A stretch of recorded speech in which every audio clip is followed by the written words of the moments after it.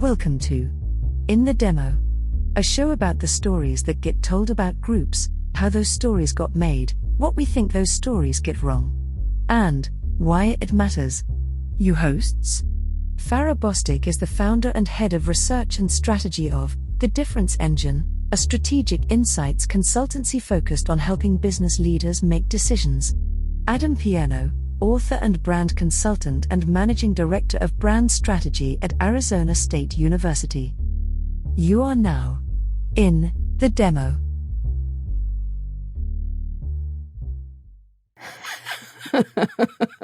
What's the way to start? We should just sort of start by talking about how it's all coming to an end. This is probably the last episode of In the Demo because there's a demographic cliff coming, and so there will be no new generations to talk about. I like that your logic is like the first thing we should lead with is this is the last episode of the show, but also the end of the world would be the end of the world. Yeah, that would also be a thing. That's how our listeners will find out that it's the end of the world. Is that bad news, y'all? This is going to go viral on TikTok for sure. First we'd have to put it on TikTok. I think we always draw back on our conversation with Kim Parker from Pew, but yes, there's something connected to that conversation where Pew had decided, hey, we're not going to report on generations anymore. It's too muddy, it's too murky, it's not crystal clear enough for us to feel confident in the data we're reporting and the resultant trends that they realized they were spinning off. I think they felt a great responsibility there. The idea that we're talking about today is the demographic cliff, which is weirdly a phrase that you've heard if you're listening to the show. I guarantee it. You kind of know, Farrah just said it's in the ether, but then when you go to try to figure out what it is, there's not a lot of there. It's just sort of this urban legend that is like in what was it, 89, 90, we had the end of history. It's sort of like the end of population growth, but it's this urban legend that's been going from generation to generation, always saying, well, Gen Xers there's so few of them compared to boomers that's got to be the end. And then, of course, millennials are like the biggest generation. And then they're like, well, Gen Z. I don't know. So I did start trying to do some research. What did you find? Well, I found that it's a phrase that people in higher ed really like to freak out about. Correct. And that there are a ton of articles that are basically like, oh, no, there are not enough school-age children to fill our K through 12 schools, and also then not enough to enroll in colleges. And so, that'll be bad. Who will we charge $250,000? Hey, get a bachelor's degree? These are my people. Yes. So you can't, if you search demographic cliff, if you're playing along at home and you search this, what you're actually going to get is the first, I think, 10 pages of Google search results. And I think this is probably true on Bing or Brave or anywhere else you go. Are the enrollment cliff. And they reference demographic cliff in the first paragraph, but the headline will say enrollment cliff. So it's just fair what you're talking about. It's like there's going to be this demographic cliff that's going to make for a shortfall of students that we can enroll, and therefore colleges are freaking out because they might shrink. Now, again, that seems like an idea that has been going on for, I don't know, 30 years? But so far, it hasn't arrived. Our enrollment at ASU has been literally, it's a record every year, and we have 140,000 students right now. Like, I don't think this is it. I think this is where headlines about this get really convoluted really quickly, because when you start to get down into the detail of it, there's some assumptions being made, and then there's some inevitable elisions, right? And so, one of the things that has always been true about population in certainly in the US, but in most of the world, is a certain significant percentage of population growth is always going to be people moving into the country from elsewhere. And they may come with children and bring those children with them. And so, or they come in their childbearing years and have children once they arrive. And we count on, like, this is not a political statement. We simply count on immigration for population growth. We simply do. We also, frankly, for count, sure, yeah. It is. We also count on it for population stability. And so if we go way back to the beginning of season 1, talking about the projections that the authors of Millennials Rising made about the size of that generation, a lot of it had to do with immigration into the US. Like they were counting on the growth rate of immigration continuing along the same curve that it was in, everywhere from like up until 9/11, basically. Mm-hmm. So the book comes out before the Bush administration, and like that's where the turn begins on saying like, oh, well, we have a crisis at the border. We hadn't had a crisis at the border since like Eisenhower or something, but like that narrative. Are you talking about the caravan that's been coming since 1999? That the very same, yes. Yeah, it's going to get there. It's going to reach the border by 2030. Do not get me started on the problem of Article. What are they? Is the executive the Article 3? I can't remember which. I went to law school and I can't remember which one's Article what. There are Article 2 judges, there are Article 3 judges, and border judges are the kind that report to the president, not the kind that report to the judiciary. And that is the problem to solve, is there are not enough freaking judges. And also they should be judiciary judges, not executive judges, in my opinion. But that is a different show. That sounds like a future, neither one of us ever episode. Go on. Yeah. Next time I get invited on Lawfare, I'm just gonna cook on this topic. I have nothing to contribute. I'm like, judges. Okay, that's where I go to get my tickets reversed, right? Don't one of these days we will do a whole episode on a paper I wrote in law school on the Extraterritorial Military Jurisdiction Act of 2000. It'll be a scorcher. So, sign me up. In any case, so they counted on a continued flow of immigration and birth rate growth coming from, frankly, non-white people and also what we might just simply call lower class people. Yeah, and in fact, it contributed to the idea of them being the most diverse generation of exactly right. In American history. Right. Yes, the more affluent and educated a country becomes, the more the birth rate declines. Like, when your whole life is spent trying to pay back student loans in the US, or when you have all of these opportunities to do other things in Western Europe, then like, let's be honest, you're not going to have more than 2 children. So you're at best going to replace you and your partner. Like even I was listening to an interview with the First Minister of Scotland yesterday, as I do, and they were talking about one of the problems of child poverty in the UK is that they have essentially a 2-child policy, which is they will only provide child welfare benefits to your first 2 kids, or whatever kids are still under 18. So if you have more than 2 kids, you don't get more benefits to help you. Right.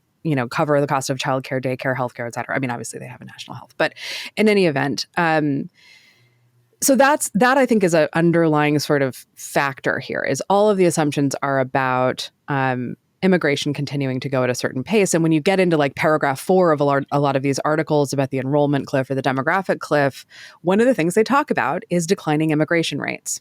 Yes. And so like, just to be clear for people who are living in the same election year we're living in, we are in general talking about,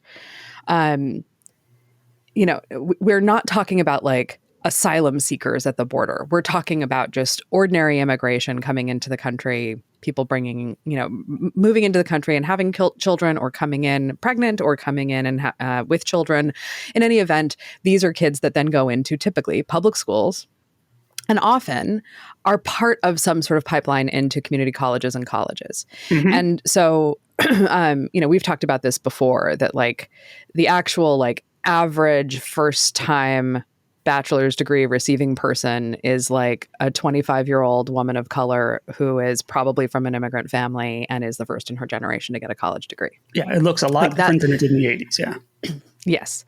So I think that's one of the things that sits underneath it. The other thing that was interesting in a piece that I found, it was an op-ed in the New York Times from last June, was talking about sort of this population of school-age children during the pandemic, and that dropping. And I guess one of the things that I'm curious about there is, that my mind goes to is the rise of homeschooling. This is not, I have to say, like, I think probably what I would recommend is there was a episode of Chris Hayes's Why Is This Happening? About, I think it was called Homeschool Nation. But like this has been a growing trend. It is no longer just people who are like, socially conservative or anti-vaxxers or, granola types who are that part of the horseshoe of politics where it's like the far left and the far right meet on the hallowed ground of homeschooling.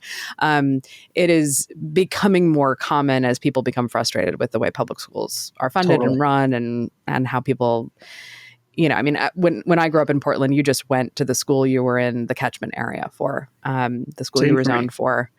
And now there seems to be in almost every city in America some kind of application process to get into a public school. Yeah, which sort of boggles my mind. And it also makes me wonder about, well, what is going on with school class enrollment sizes if you're making people apply to get into public schools? Like, well, I think it's part of the running up against the limits. Then, yeah, and I think it's part of the demographic cliff conversation because. It's in here where I live in Scottsdale, it's the open enrollment issue. That's why you have to apply. So we have a homeschool, but we can apply to go to any school in the area. And it's a nightmare. It's an absolute nightmare. Yeah. It's so stupid because it forces this choice on you that really their schools are the same. In the areas around my zip code, they're all relatively equal.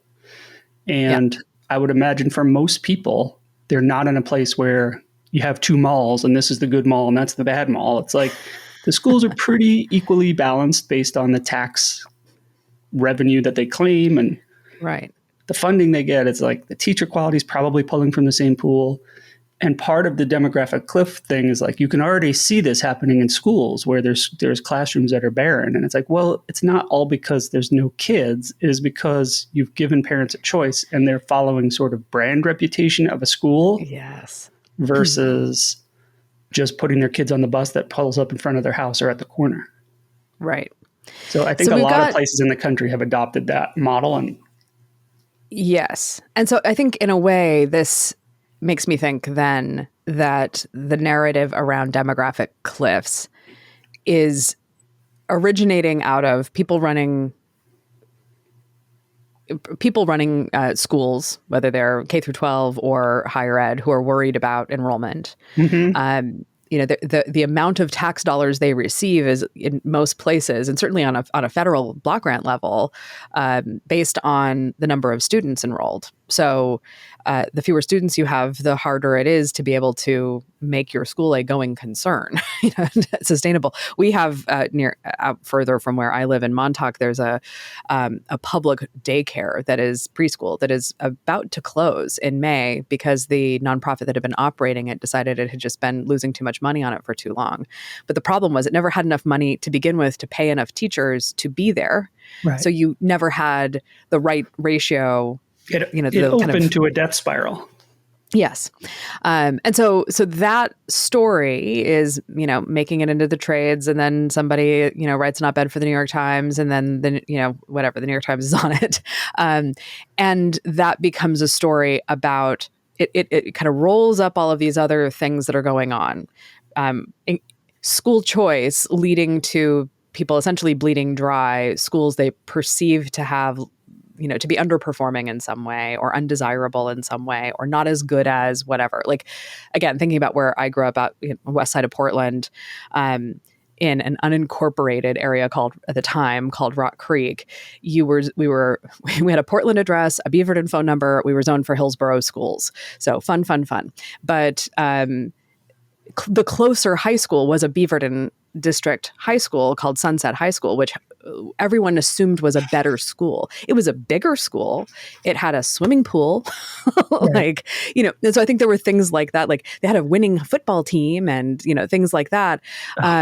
They clearly had a lot of resources. They were in a richer school district. Beaverton was a richer school district than Hillsborough was. And so you had parents in Rock Creek who were like, but Sunset's closer. Why can't we, blah, blah, blah, blah. So I don't even know what it's like now. I know they've built more high schools since then because the population has grown, but you have those kind of class status-y things going on. And that's in a place where there are very few, or at least when I was growing up there were very few private school options. So the War of the Roses is about which a public high school is better. And unlike in New York City where things are truly bonkers. And then you have, well, guess what, everybody, we're making it harder and more dangerous for, interestingly enough, like the thing that in the 2016 to 2020 period, when it came to curtailment of immigration, it was actually legal immigration that got cut. Illegal immigrants, so-called, continued to come seeking asylum, refugee status, finding their families, et cetera. People who were doing legal immigration, going through ports of entry and applying for green cards and all of that kind of stuff, they're the ones who got told to forget it. It's the same. It's the inverse argument of gun control. It's like they say, if we make gun control rules, that'll stop the good guys and the bad guys will still get guns. But they don't apply that to immigration, where they say, like, if we ban immigration and we say no immigrants from China can come on student visas, like they're not thinking of like, wow, wouldn't it be great to have a whole generation of students come here and enrich our culture with like their knowledge and go to our schools and stay for high paying jobs and contribute taxes? It's like that caravan.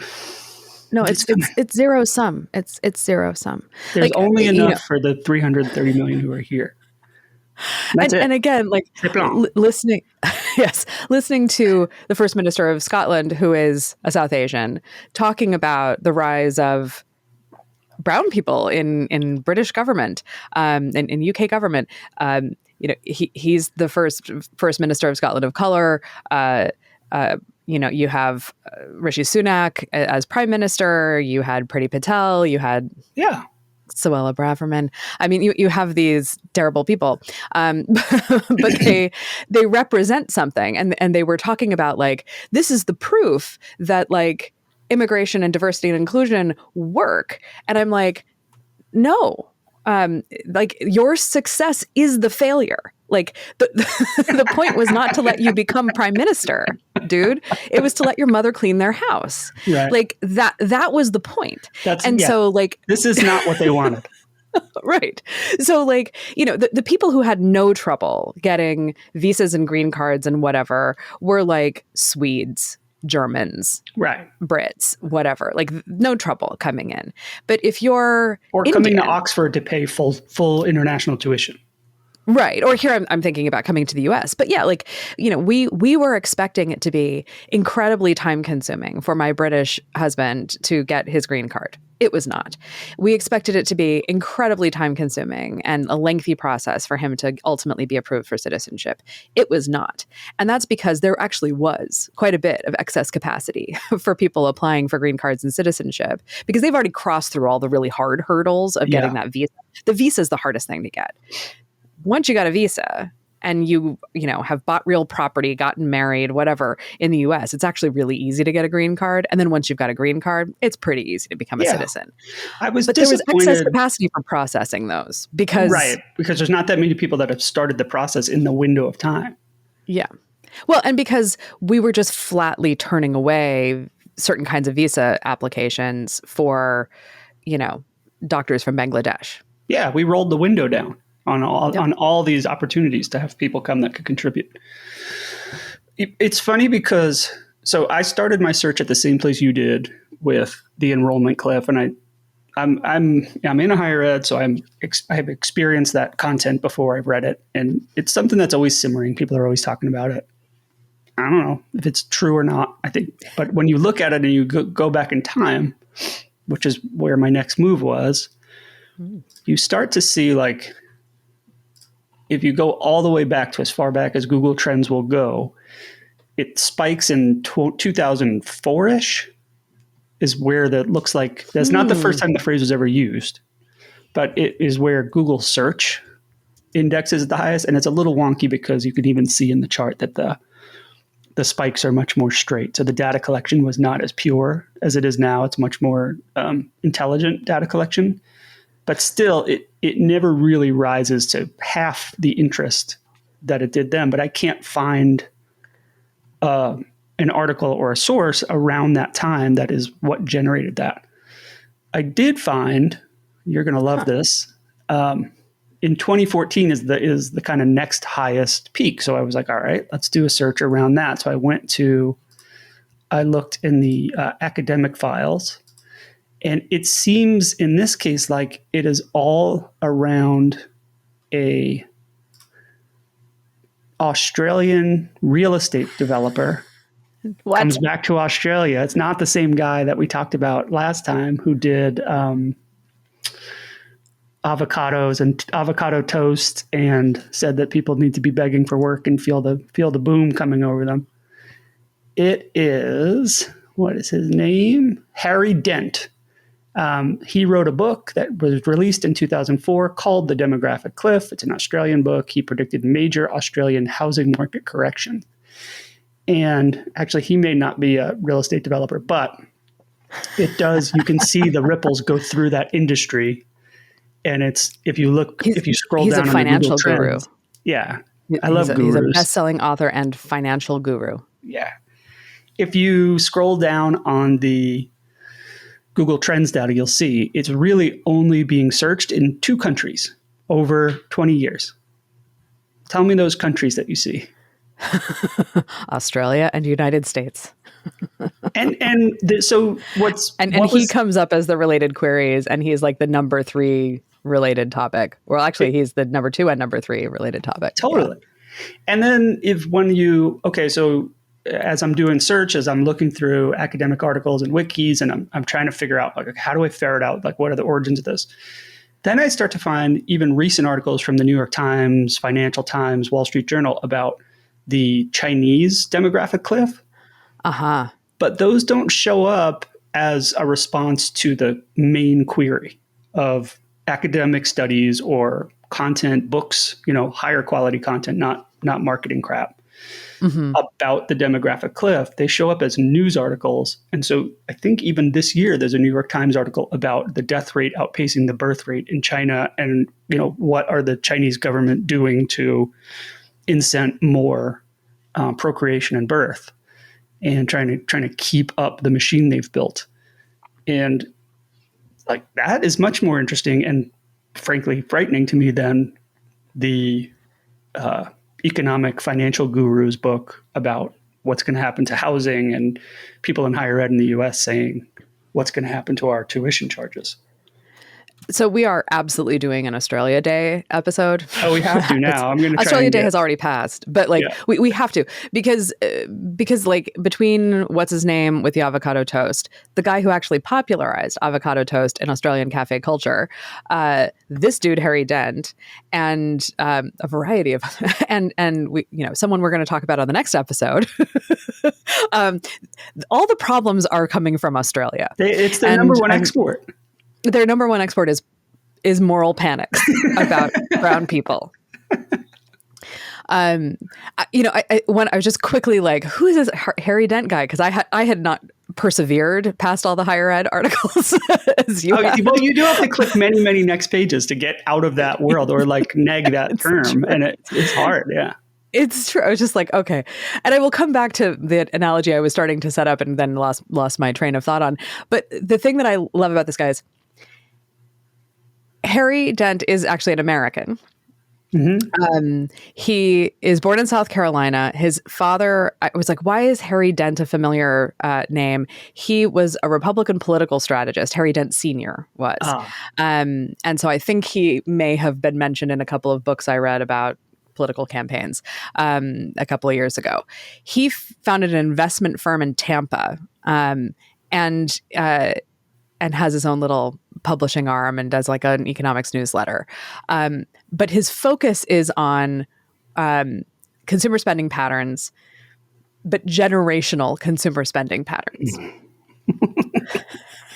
He has the basis of his whole investment thesis is called spending wave theory, which is that consumer spending is related to generational formation of families, and that has a profound effect on the market value of investments like financial securities, real estate, and gold. I like it. So he theorizes that young adults spend little within the greater economy and spending increases while they rear children. And I just want to say, whoa, what? Yeah. What? This is wild. What? Your spending increases when you start spending on behalf of someone else? Yeah. Wow. I'm so glad. I'm so glad he's there to put it in perspective for us. Whew. I'm glad that was a bestseller, because otherwise people would never have figured that out. No one would ever have known. Procter & Gamble completely had never heard of this, completely unaware of this particular thing. That's why they divested from Pampers. Yes. And so then it's like their spending peaks and just as the kids leave home. Sure, bigger kids, bigger stuff. Like, and then college. And then it slows down while they're empty nesting. And then it basically dies because people do. There's a strong causation there. It goes beyond correlation. Yeah. I think we can confidently say that spending typically goes down when you die. The last thing you contribute is your estate tax. Or the death tax, Farrah. That's what I'm talking about, okay? Fine. So you can take this up with my mother-in-law, who is constantly trying to figure out how to evade inheritance taxes. The way to do it is to spend all your money. That's what I think. I keep telling her that. Yeah. I'm like, go, get yourself that new outfit. Go shopping in Orlando for reasons passing understanding. You live in Sussex, but you should absolutely go to Orlando to go shopping. I'm only saying this because I know she does not listen to this show. She listens. She's texting me now. She doesn't even like the live stream of it. She's not texting me. She's snapping me. So she's snapping. So when I found Harry Dent, and I started to go into the China stories, then I thought, okay, maybe it's the search term. So demographic cliff is the phrase you and I latched onto that we've heard because of our research into millennials and the end of generations and sort of the end of the American empire is like this snowball that starts rolling. But what I did find was then another phrase that is a variation on it called the birth rate cliff. And the birth rate cliff, when you Google that, instead of getting all enrollment stories, you get a truly frightening collection of links about the Canadian birth rate drop off, where the birth rate statistics really do present a pretty scary story. But I don't think it is related to this idea that one generation is just opting not to have kids. Like, I think it tends to get boiled down, as most of these urban legends do, into one, damn, millennials aren't having enough kids. For us, it was Gen Xers. There's not enough of them. They're not going to be able to reproduce and build the army that America needs. The Canadian articles have a little bit more nuance, but they're still like this sort of sensationalized thing. Meanwhile, there's how many millions of causes, or statistically significant, how many dozens of causes are there that contribute to this kind of change? Well, and what's fascinating, so just to kind of go back, like I think one of the reasons that like demographic cliff or enrollment cliff or whatever is coming up, and therefore kind of skipping over from, the Chronicle of Higher Ed into the New York Times, is that it speaks to this underlying anxiety in the same way that like SHRM reports about managing millennials become fodder for clickbait on Business Insider or whatever. And New the York Today Post, Show, though, Farrah, it's like I wish it was reserved for clickbait, but it mushrooms out into culture because they're so Today desperate. Show, yes, the Today Show is the television equivalent of clickbait. True. The Today Show is TV's version of Facebook, and sorry, guys, sorry, not sorry, but so like the reason people hook onto it is that they're freaked out about something else. And so you see that I saw the same thing with birth rate cliff. It comes up for Canada, it comes up for China, it comes up for South Korea. The South Korea stories are really like sensationalized. Yes. And so there are interesting things that then are a result of freaking out about declining birth rates.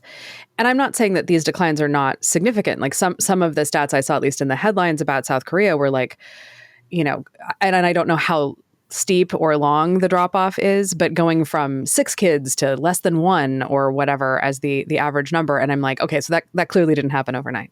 Right. So right. Where are you starting your trend line? But the interesting thing about that is it has had very serious implications for society and gender equity and sort of the conversation around gender in South Korea. South Korea now is in a political position where there is a backlash against feminism in South Korea. And and South Korea, not unlike Japan, was a country where a lot of women started to go to college. Dominated. It was very, traditionally male dominated, but women started going to college, sometimes in greater numbers than men. Mm-hmm. They started careers earlier than some men did. I mean, you had that whole kind of lost generation narrative. We should do a whole episode actually about Japan's so-called lost generation. Yeah. And these young men who basically like never moved out of their parents' apartments because housing was too expensive, because the economy wasn't doing that well, and because there were sort of status issues about not wanting to take certain kinds of jobs. Mm-hmm. So they stayed home, depressed, playing video games and watching TV. But meanwhile, young Japanese women were getting that college degree, going out and getting a job, advancing in their careers and in work environments, and that was not a good thing. Like the thing to focus on was the young men stuck at home. Right. And you see the same thing with like, various countries all over the world. I mean, this has even been a concern about the one-child policy in China and the prioritization of having male children. Yes. And even if people are secretly having 2 children, the daughter is sent away and disavowed. The boy is legitimate. And so you have a real concern about like what happens when these young men come of age and want to start families, and there is no one with whom to do that. Because we didn't have any girls or we didn't have enough girls. And there are real issues there for domestic violence. There's real issues there for rape culture. So it's dangerous for women for there not to be enough women. But it is also kind of politically destabilizing to have too many young men. I'm going to sound like Scott Galloway right now, but it is politically destabilizing to have too many young men who do not have the ability to form family relationships and have some kind of social stability. And so that is part of what the panic is about, right? And in South Korea, the easy thing to do, and it's not just South Korea, in the US, but South Korea is a great example because they've gone through it. Yeah, but like the easy thing to do is say the problem is feminism, not the problem is housing prices, inflation, Like there's a million other things going on. You have a rising, a very steep climb for South Korea from being being a theater of conflict in the 50s to being a thriving first world country with, and I know that that's a terrible phrase, but a thriving major economy with a largely middle class population, with access to higher education, access to technology, access to all of these things. Like I've been a couple of times. It's an amazing place, but it was not that long ago that it was a really hard place to live. Like the climate and the terrain is not that friendly for like grazing animals and farming, right? Yeah. And so in any event, like that is an extremely short, steep change. And so I think that's why it's so easy to, kind of dissect.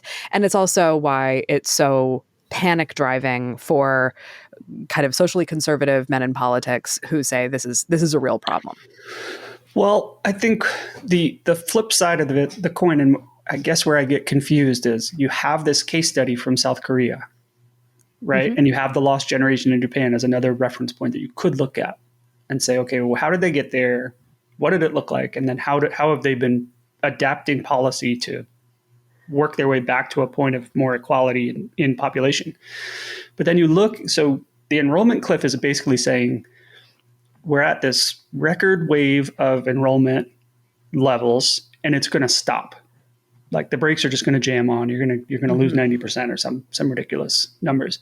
But what they're not talking about is the actual stats. There's several articles that you can find on this from New York Times, Financial Times, Wall Street Journal about the change in enrollment in the US, where women now are like 3-to-1 on some campuses to men.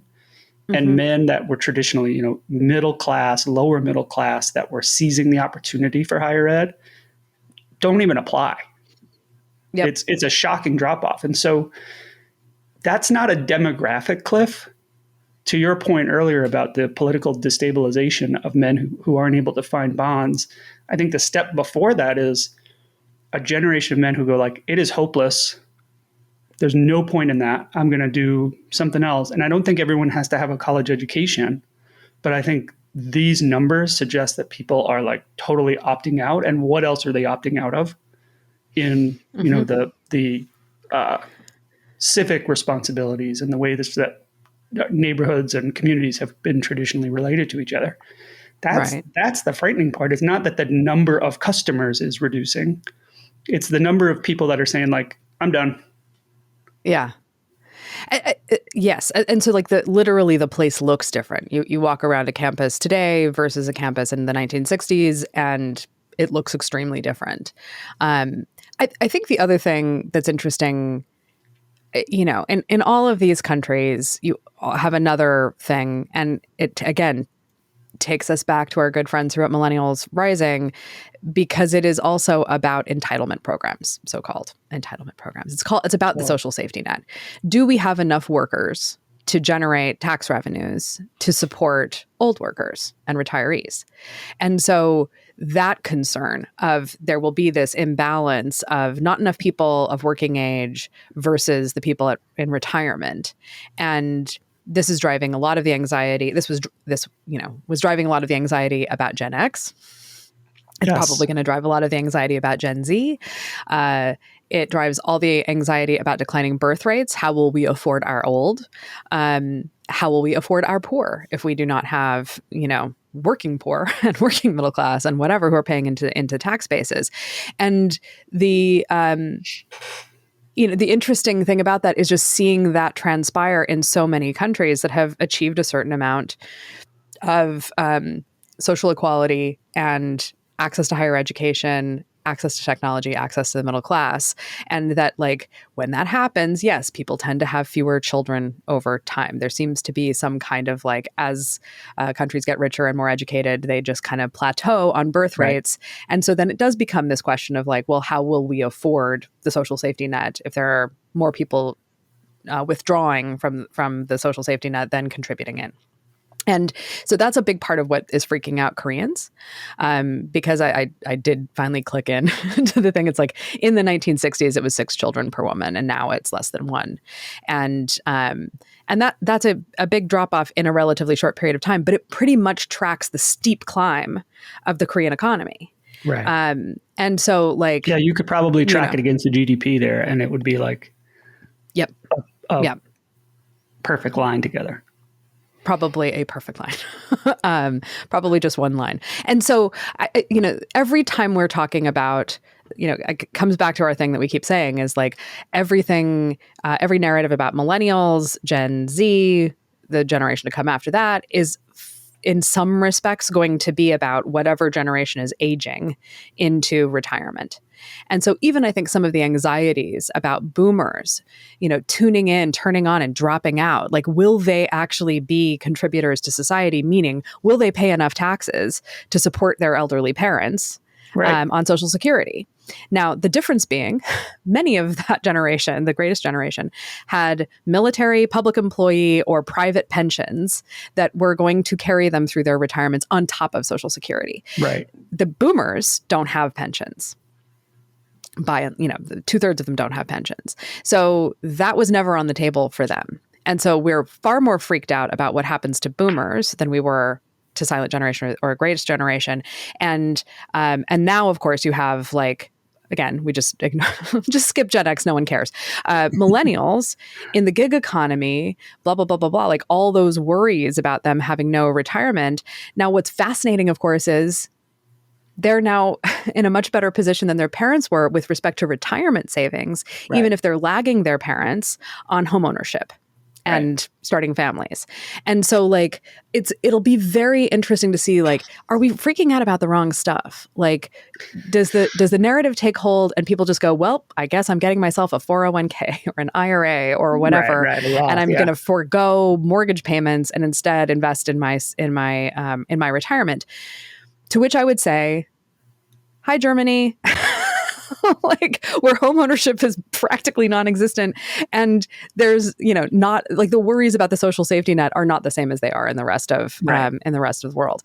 They do have a lot more concerns about people coming in on poverty welfare as opposed to on retirement welfare, is my sense. I may be wrong about that. It's probably worth taking a look. But where you don't have a social pressure to buy homes, then you have a different set of kind of considerations when worrying about demographic cliffs. I think what's also interesting and would be worth, like, digging in on, maybe talking to somebody in either of those economies, is, like, home ownership. I mean, I don't even know what that requires in Japan. But, like, housing stock in general was, for at least a while there, very hard to come by in the major cities. And I would imagine similar things were true recently in Korea. But just being able to afford to go live on your own because there's A, anywhere to go, and B, you can afford those rents, are major factors in whether or not people go to college, start families, start careers, et cetera, et cetera. But what we want to do is immediately get out of trying to figure out what the real root causes are. We want to immediately get out of trying to figure out what a reasonable solution to it might be, or a reasonable way to mitigate might be, and instead just freak out on women for not popping out enough babies. I want to point out that it is always women's fault. It's just whatever the problem is. The other birth rate cliff, I guess I would offer up that you find in Googling is actually then, at least for me, Google demurs and traverses in strange directions. And so one of the other ones is the fertility cliff. Ladies, that's at 35. Or is it? No one knows. It's wavy, just like the edges of each of the generations that we track and report on endlessly and breathlessly. Yes. But yes, we're constantly freaking out about women's unwillingness, inability, disinterest in delaying of having as many children as possible that then no one else in the society wants to help support. Yeah. Gosh, I wonder why women don't want to have a lot of kids. It doesn't make any sense to me. Harry Dent wants you to have more. I think... Can I call him Harvey Dent? Can we just call him Two-Face? I know. It is easy. I'm sorry, I feel like that's the second time I've done a Batman reference now. Really? What was the other one? I don't know. I was listening back to one of the episodes, maybe to the episode that went up Thursday. I said something was giving Batman vibes. Oh, yeah. Bang, pow. Boom. Vigilante energy. Well, when I look at the sources, what gets picked up, what becomes popularized, what becomes the story. So even the phrase demographic cliff, that may have the roots in the stories we've just kind of like finally landed on in Asia, Canada. But what seems to get found and picked up are the sensational things that come from someone who's selling something. So the enrollment cliff It's like SHRM with millennials and how to train your millennial workers or how to adapt your open floor plan so that they can feel at home. It's like the same exact thing. It's how are we going to sell more stuff if we don't have enough customers, and it's tuition or it's housing or it's financial products and it's retirement, but it's positioned as like, you're going to lose out. This is going to cost you. It's almost never like for the greater good or, coming from a place. It's always like the most gross capitalism. Yes. The guy who starts the avocado toast panic is, I assume, a Gen Xer who is not mad about avocado toast. He's mad that young people aren't buying his luxury condos. Correct. Harry Dent is not concerned about generations or anything else. He's concerned about the value of financial products and services that he advises people to invest in. Yes. This is the thing over and over and over again. I will exempt SHRM slightly because I think all they're trying to do is stay relevant to their customers and having any kind of advice about HR. I don't think it's like filthy lucre, but it is reporting on the enrollment cliff, and it turns into like the key takeaway looks like, oh no, But these phrases that become shorthands for things and then become, they start to encompass a lot of other stuff. They become political very quickly. The demographic cliff is describing, it's describing a very specific set of conditions, and it is applicable in a very particular set of circumstances. I mean, the full title of that book, I was just looking at it, is The Demographic Cliff, How to Survive and Prosper During the Great Deflation of 2014 to 2019. Totally. Now, I'm going to tell you, I have no idea whether there was a great deflation of 2014 to 2019. I don't really remember anything before like January of 2020. So, no. I remember having a really nice dinner with my friend Vinay, and then I remember the pandemic started. Like, that's it. That's all I got. That's as far back as I can go. That, I have no idea what was going on. I know. But somewhere in there, I bought a house. I don't know. That's all I can really tell you. How did I get married? here? I got married. I got a dog. I got a house. How did I get here? Exactly. I'm just going to be right back. But like, this is a book about financial products, but the headline, the title, that's catchy. We're going to have you on, the Australian version of the Today Show. And then we're going to extrapolate out, and you want us to, because that gets you more attention. So the more we can talk about, this is about declining birth rates, and this is because blah, blah, blah, blah, blah, then you can have, political conservatives in Australia be freaked out about things. Political conservatives in the US be freaked out about things.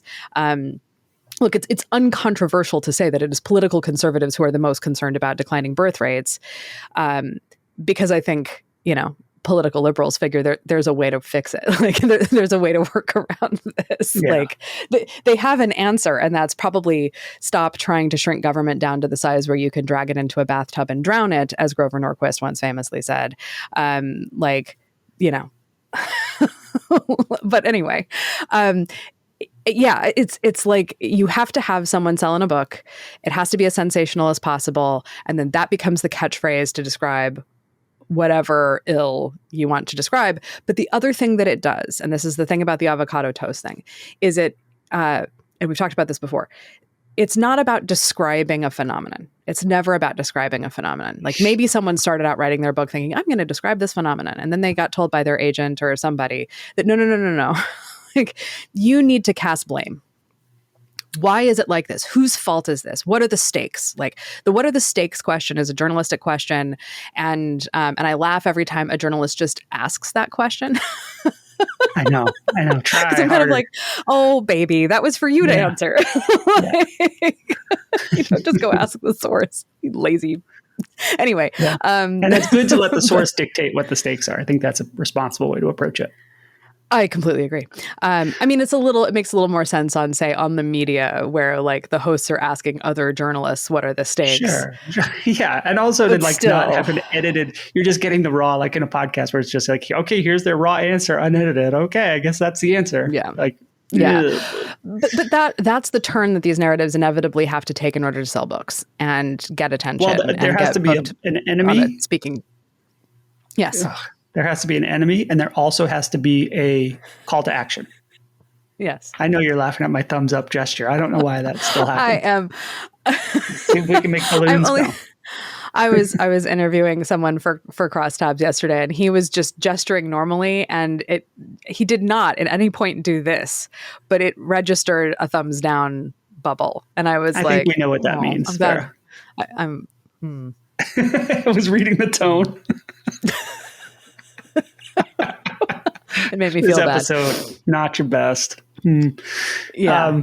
But in those books, Constantly there being always Ned. has to be an enemy or a. This is where the spotlight gets shined on the cause, and there has to be a call to action.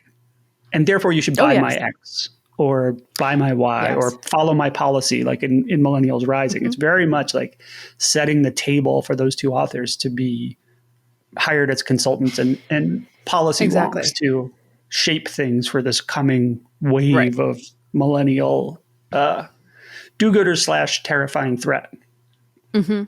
And in the case of our real estate developer friend, it's, get asked to speak on stages for, financial advisors or whatever, get picked up by the financial press, make sure you always get that CNBC Australia hit, that is, get interviewed one-on-one by, I did not realize until we were working on this, that there is an Australian edition of 60 Minutes, but there is.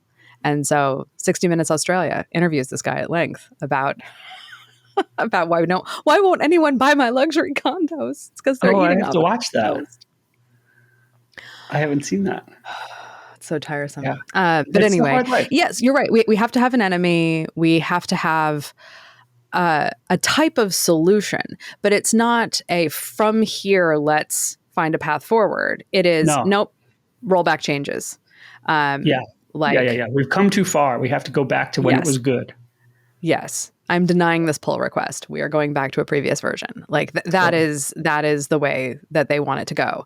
And it's impossible. Like the thing about these types of takes or positions or whatever is that they are impossible. There is no going back. There's never any going back. That's just not how anything works.